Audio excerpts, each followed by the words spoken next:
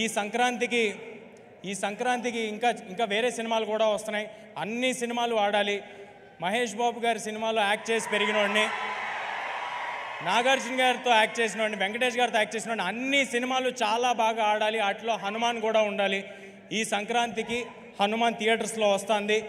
హనుమాన్ ఈ సినిమా నిలబడుతుంది. ఈ సినిమా మమ్మల్ని నిలబెడుతుంది, గ్యారంటీగా చెప్తున్నా.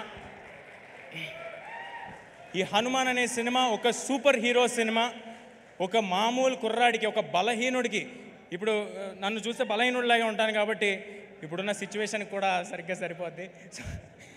సో ఒక బలహీనుడికి హనుమంతుల వారు పవర్స్ సడన్గా ఆయన ఆశీస్సులతో వస్తే ఏంటనేది ఈ సినిమా అండి. అందరూ తప్పకుండా Jan 12 థియేటర్స్కి వచ్చి చూడండి. ఇందులో ఫన్ ఉంటుంది, పాటలు ఉంటాయి, సూపర్ హీరో యాక్షన్స్ ఉంటాయి, మీ ఒళ్ళు గగ్గురుపరిచేలాంటి, నేను ఎక్కువ రివీల్ చేస్తానేమో, మీకు గూస్ బంప్స్ మూమెంట్స్ ఉంటాయి డెఫినెట్గా on Jan 12. Please come to theatres and watch the film. Thank you. ఇక మా డైరెక్టర్ ప్రశాంత్ గారి గురించి మాట్లాడతాను. ఏదైనా